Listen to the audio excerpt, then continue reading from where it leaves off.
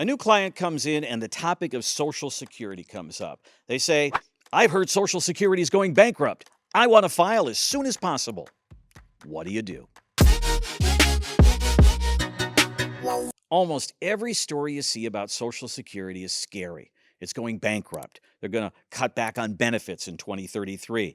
Congress stole all the money. This is one of those times when I think a little more detail might help. Let's deal with some of these myths head on. Number one, Social Security is not going bankrupt. Social Security comes from paycheck deductions. That means as long as people are working, there will be Social Security. Even if benefits are cut back by 20%, there should be enough money for 100 years. Number two, what is this trust fund? Well, when the money comes out of your check, it goes into a trust fund and it's invested very conservatively by law.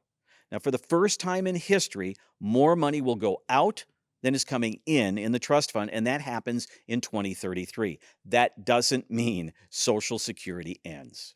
And number three, what about this idea that the government raided the account? Well, they borrowed, they didn't steal, and the money coming out was a loan. It should be paid back. I think these are good facts to bring up. They make your listeners smarter when they're at the backyard barbecue. But that doesn't solve the problem. Your client is scared. They see $2,000 to $3,000 a month that's available, and they want it, and they want it now. Well, there are always the people that need it, and they probably should take it early.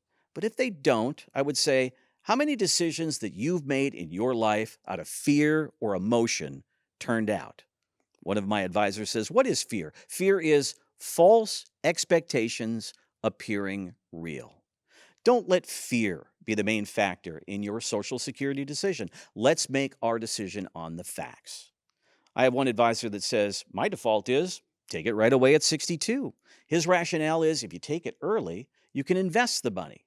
But he also says if you take it at 62, you die at 65, you can't pass Social Security along to your kids, but you can pass your IRA, and now that account is bigger.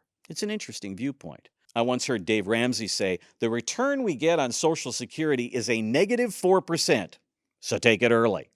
Now, there are many more advisors that point out if you take it early, you miss out on the bigger check.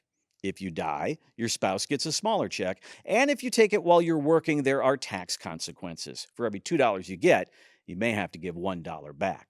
Social Security planning is easy. Just tell me the date you're going to die. My magic 8 ball's a little cloudy these days, and maybe yours is too. I hope these videos are giving you some ideas on how to deal with the many topics that you talk about.